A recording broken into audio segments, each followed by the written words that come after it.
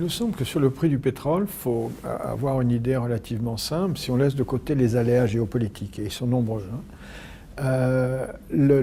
L'essentiel, actuellement, depuis plusieurs années maintenant, l'essentiel de la croissance de la demande mondiale de pétrole a été satisfait par le pétrole américain, le surcroît de production pétrolière aux États-Unis.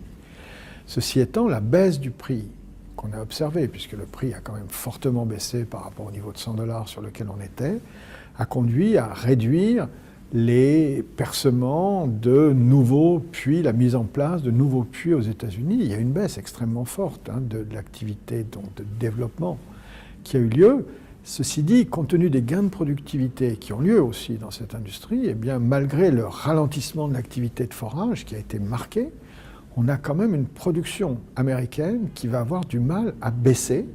Et avec les niveaux de prix actuels, pour nous, elle va même assez vite réaugmenter. Il n'y a pratiquement pas de baisse de la production aux États-Unis à temps. Avec un prix du pétrole qui resterait sur son niveau actuel, eh bien, il nous semble qu'à l'horizon des 2 prochaines années, on n'a pas de problème pour satisfaire l'accroissement de la demande. Après, on risque de voir les choses se tendre un peu et d'avoir plus besoin de la production des pays de l'OPEP. Donc pour nous, à court terme, on n'a pas de raison d'attendre une forte hausse du prix.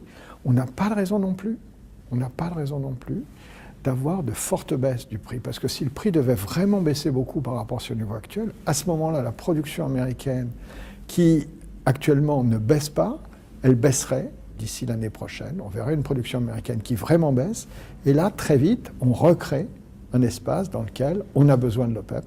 Et là, c'est forcément un facteur de remontée des prix. Donc pour nous, le prix actuel est vraiment un prix autour duquel le marché doit pouvoir s'équilibrer pendant une période de 2 ans. On ne voit pas comment on peut avoir ni une très forte hausse par rapport à maintenant, qui tiendrait, ni une très forte baisse, qui là aussi serait durable. On peut avoir de la volatilité, mais les forces de réaction du marché américain en particulier sont telles que très vite, dans un sens ou dans un autre, ces éléments de trop forte hausse ou trop forte baisse se corrigeraient.